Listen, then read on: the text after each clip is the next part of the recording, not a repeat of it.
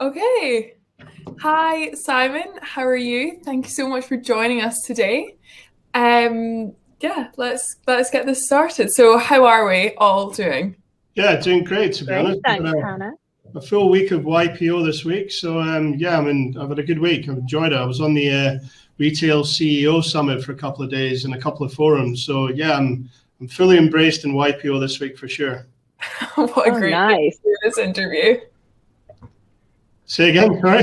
What a brilliant time to do this interview. Yeah, exactly. I've been well brainwashed and well briefed, so I'm good. Okay, Fully great. prepared with lots of great info for us then. Yeah, well, hopefully I can remember some of it. Absolutely. So, let's hear from you then. How did you start your career? I guess in the truth theme of YPO, I should be honest and open and transparent, right? So I joined the family business after getting busted skiving uni. My mum and dad dragged me into the business as a bit of a punishment. 21 years later, I haven't really got around to working out what I want to do. So yeah, that's how I really started in the family business. Got involved in every department, from loading lorries to picking orders to being in the sales team, the procurement team, finance, and find myself here in the MD place now. Brilliant. Amazing. That's great. Did you have any kind of like favorite parts when you were going through, or like do you feel like going through all the different departments has really kind of helped you in the place that you are today? Yeah, I think, listen, being involved in every department does two things. It allows you to learn the business, but more importantly, allows you to get to know the people. And, we're a family business. We describe ourselves as a business for families. We've got 26 different families that work here that have brothers, cousins, sisters, aunts, uncles, wives, boyfriends, girlfriends. A lot of people would describe a business like this as a family business, but we always like the articulation of business for families. I think it highlights our culture and who we are better. So yeah, listen, I enjoyed that. I went through every process. I understand how the business works. I have reach truck licenses and forklift licenses and all sorts of things that I've learned along the way. But yeah, understanding and getting to know the people, I think, has been absolutely key in terms of the role that I now do, and it's important. Absolutely. Great. I've seen And some can snippets on, sorry, Georgia. no, you go on. I've seen some snippets on LinkedIn about some amazing initiatives you started, which I guess has come from being in the business and getting to know the people that you work with, definitely. So what initiatives have you started in your business to aid mental health and well-being? Yeah, this is a really hot topic for many. And listen, the core of our culture is about caring about each other. And that's where this really starts, I guess, when there's lockdown happens and there's a huge percentage of population that have been told by the government that they're non-essential.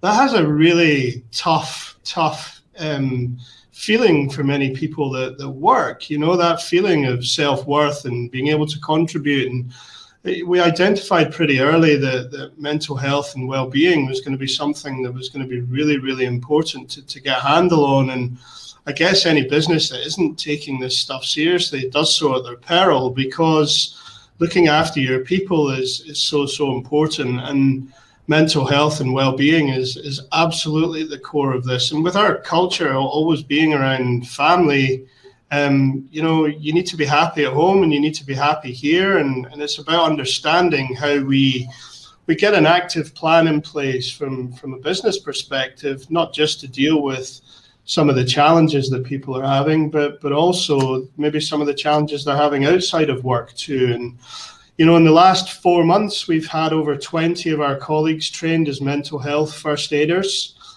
We've set up a well-being team, which is a really cool group of people. Representation from every age and stage and department within the business that's really allowed not just visibility, but that opportunity to be trained in identifying the early intervention. And how do we open up conversations? We see it very much as an informal process.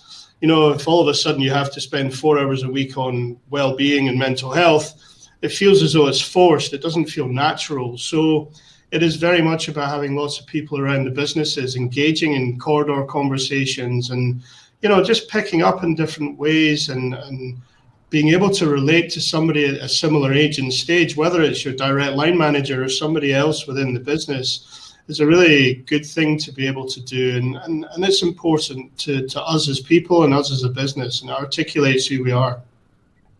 That's amazing. I love that kind of the emphasis on not making it a forced conversation, and kind of getting this into everyone's everyday language is so important. And I do feel like kind of around social media and what the topic of conversation on just people's tongues at the minute, it is very, very hot, and it's necessary and it's great. Have you kind of found that your employees have reacted well to this? Have you kind of seen that they've maybe improved in like aspects of their personal life or professional life just from kind of increasing this and encouraging this focus on mental well-being?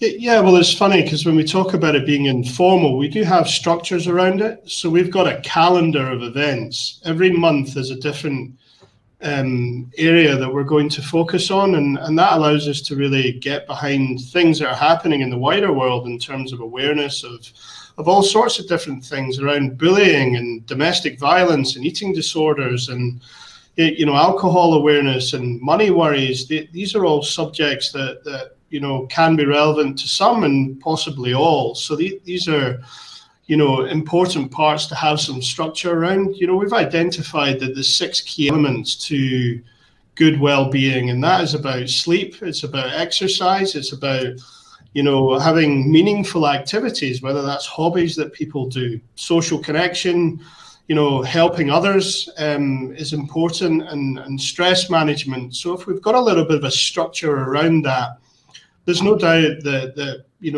we are seeing a big uplift. I've never seen an initiative that's brought a community of colleagues together around one single initiative more in my entire life. And I think that people value companies who care about them. And I think future talent will be attracted to companies that do genuinely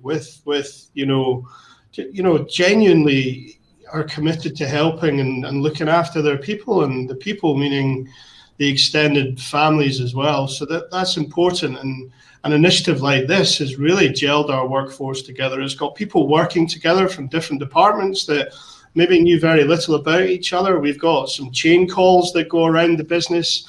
We're even in the process of getting set up some departmental music playlists so that we can understand what each department is listening to, and I guess you'll pick up the sentiment and the mood of that department depending on what they're listening to at what point. So it is about having fun as well, and I think performance will always improve when you've got happy people around, or people that are able to reach out when they are struggling, and that transparent and openness, making sure that our leaders within the business are vulnerable.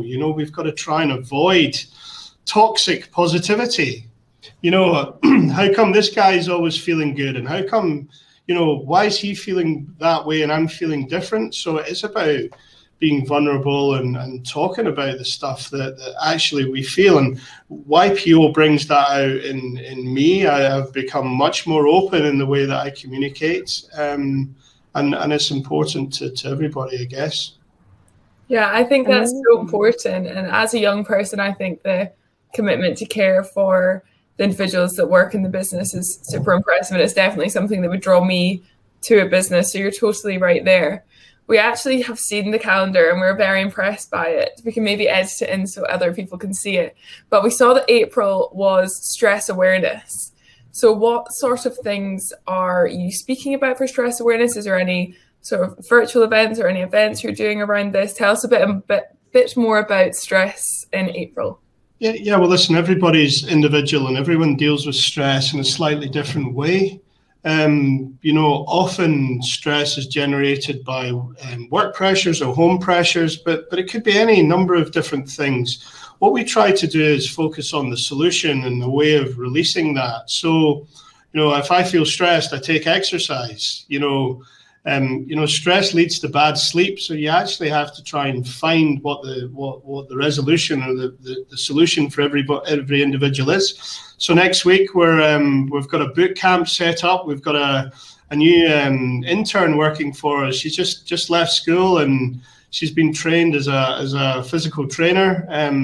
So she's doing a boot camp in the car park next week for a bunch of the staff. So it'll be quite amusing doing that and seeing how unfit maybe most of us are. But it's about having some fun stuff and encouraging people that normally wouldn't take leadership roles in this type of stuff, and bringing them forward with ideas. So stress is about just identification of individual challenges and how we create an environment to create those releases.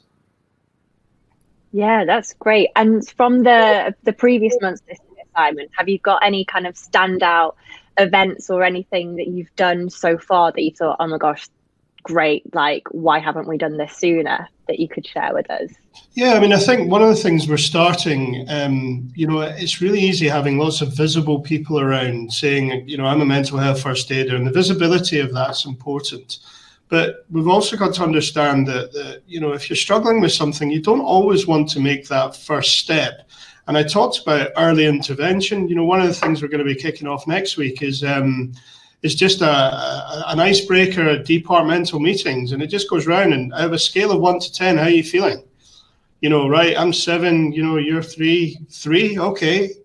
There's no further discussion around that. But what it is about articulating that maybe you want to talk to somebody and it's not quite a nice way, an informal way, without actually going into the detail within the group, to highlight to 1 or 2 other people that maybe I should go and pick up with Hannah or Georgia because, they're not feeling too good. So there's some really easy things that can be done that really help in engaging in that conversation. And, there's no exact science to this. Nobody knows the right way or the wrong way. For us, it's about talking to other businesses and other business leaders and talking to our staff and going, what do you think? You guys can run this however you want to do it, giving them autonomy to build the projects and giving them time to be able to do it. In the retail CEO summit, there was a fantastic guy that spoke about, the creation of time within the weekly calendar to allow your staff to go and take exercise during the working week, because funnily enough, when we all get home, we're tired and taking exercise is a bit of a challenge. But if there was an opportunity to be able to afford that type of flexibility, then there's something that we should look at. So, there's, as I said, there's no exact science, there's no rule book here. It's just about going with what feels natural and having everybody having as much input as they possibly want in terms of this. Amazing. Yeah, no, that sounds really good. And I love the fact that you have trained kind of mental health first aiders. I've actually never heard of any company doing that before. And I guess it just it makes you a lot more kind of empathetic and sympathetic to your employees. And like you say, you're really building on that culture. And yes, it's very much a kind of family business, but then even those who aren't your family, you're being able to relate to them and drawing close to them in ways that go far beyond the kind of parameters of your workspace, which sounds fantastic. And I imagine that only kind of breeds better staff and better work ethic and makes everyone just a lot more happy and want to be there, because it's important. You spend we spend like 70% of our life at work. You want to make sure you're actually enjoying it. So yeah, no, that sounds really good. And you kind of mentioned how this is interlinked with YPO quite a lot. Was this something that was inspired by YPO, or have you conversely brought this more into your kind of YPO life? YPO is I've been a member for 5 years now, and that safe environment of being able to tell people how you're feeling is quite an unnatural thing to do, particularly for Scottish guys in their 40s, right? We're not particularly emotionally intelligent at times, and YPO has really helped extract that side of me as an individual. And I think the more that we can be open and transparent about our feelings, it seems an obvious thing to try and encourage everybody around us. And, as leaders, everybody expects us to be bulletproof and everyone expects us to be fine. And, I'll give you a great example. I got a phone call a couple of weeks ago from one of the girls in the office, and she phoned and said, "Hey, how you doing?" And I said, yeah, fine. And she went, no, how are you doing? And I thought, wow, here's a completely off the cuff, unplanned conversation. And we spent a long time talking about some of the stuff and some of the challenges that I've got and the things that are on my mind. And, and she said, listen, it's really important that your mental health is the best it can be as the leader of this business and not just everybody else's. And I thought, well, what a great thing to pick up on. And it wasn't ever something that I'd ever thought about before, but it kind of brought it home that actually none of us are bulletproof in this environment. And, the YPO process has helped us all open up a little bit, I guess. It's a great environment. The forum for me has really, really helped that. And it is built all on trust. And trust is when you can become vulnerable and open up. And I get huge amounts of benefit from that, as do the rest of my forum members. Yeah, it's interesting because when we spoke to Petra, she kind of mentioned a very, very similar thing, in that she really wants leaders to be seen as vulnerable, or to be able to feel like they can be vulnerable and not, like you say, they need to be bulletproof or shatterproof. So it's quite nice to see that YPO is maybe breeding a new wave of leadership, which more people can be comfortable in that position without kind of the heavy weight of expecting to know everything all the time, or to have a front up all the time, which is great. And I guess kind of sticking to YPO, because that's why we're all here.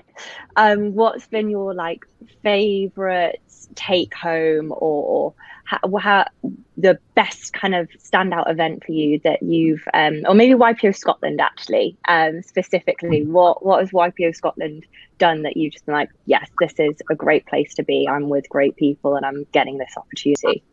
Well, I think there's sort of 2 or 3 different things. If we talk about the Scottish chapter specifically, I've mentioned forum a few times. That's just the added benefit to me is phenomenal. I absolutely love the business school. So that session that Peter Henson and Stephen Van Bellingham did around the day after tomorrow, those 2 sessions that we've done at the business school have really opened my eyes to thinking more entrepreneurially, to think about what the future looks like. We try and spend more time thinking about today, tomorrow, and the day after tomorrow. Of course, we still get dragged into the shit of yesterday that Peter referenced in his presentation, but it's about empowering people around us to try and resolve the issues of yesterday and think about tomorrow and the day after tomorrow. And we've built a very clear strategy for the business around that type of thinking. If you think, going back to the well-being and mental health stuff, one of the most important things as leaders is actually to be able to articulate the direction for the business to every colleague. The biggest stress that everybody has right now is that feeling of uncertainty. We all know loads of people that have lost their jobs through COVID impact, and people on long-term furloughs. So actually for us, being able to articulate what the next 10 years looks like. So the beginning of this year, we communicated our 10-year target, our 3-year picture, and our 1-year plan to every single colleague within the business. We got feedback from everybody so that there was a feeling of getting everybody involved. So that starting point of actually fixing that well-being strategy all evolves around security. So I've learned a lot of that stuff through YPO. The resources and the help that we've all had during COVID, that ability to be able to jump on a chapter-wide Teams call and just talk about some of the challenges that we're having and, some of the issues and the things that we need to try and focus on. There's no resource, we're very lucky that we have this and we have it on a global scale. So we can see what it looks like domestically within Scotland, and we can also articulate that globally. And there isn't an organisation that has that type of resource that we have. And I feel lucky to be part of that, to be perfectly honest with you. Amazing. And kind of picking up on your the entrepreneurship and linking back to your early career and kind of dipping out of uni, do you have any advice that you could give to young entrepreneurs or kind of the next generation of leaders that maybe you wish you'd known at university, which obviously, like, it's not for everyone. It's not where the place to be, and it's not where people necessarily will flourish. And you know, that is seen through so many YPO members. There's just so much opportunity out there that isn't maybe spoken about as much as the kind of traditional career paths. Have you got anything that you could kind of speak to that of? I get involved in an entrepreneurial competition called Scottish Edge. You know, it's a phenomenal competition where, you know, entrepreneurial startup businesses can apply for a share of £1 million worth of investment twice a year. So I've had the pleasure of judging the chairing the finals panel for the last 5 rounds, and see the inspiration that I get from being around entrepreneurs. Our business is 146 years old. You know, so, you know, quite a lot of our processes and our thinking can be embedded. And I guess when you get to that level, the important thing is, how do we, you know, think like a startup? You know, these entrepreneurs can get to, you know, A to B so much quicker. You know, it's all about progress rather than perfection in the early stages. Whereas often we think this has to be absolutely perfect before we go down the route. Entrepreneurs think of that in a slightly different way. So I've had a lot of interaction with a lot of the winners and some of the guys that haven't won. And we've hosted events here with our commercial team and our finance team and our sales team to help food and drink specific, you know, startup businesses just try and understand a little bit about the supply chain and the value chain from that operational process. I'm a big fan of mentoring, but I'm a huge fan of reverse mentoring. So being a mentor isn't about some, you know, guy with grey hair, you know, telling you what you need to know. I learn more from spending time with young entrepreneurs about social media, about artificial intelligence, around social media listening. That reverse mentoring process is about you both getting something out of the conversation, and there's so much to learn from, you know, guys like you, Hannah and Georgia.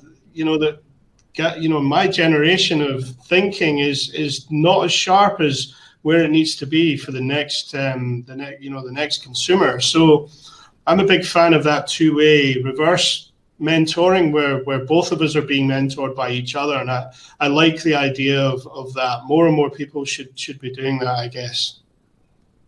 Totally love that. Yeah. So you said what your biggest take from YPO has been, so yeah, probably a good time to finish up if you don't have any other questions, Georgia. Yeah, well, just on that YPO thing, obviously I've talked about the Scottish chapter.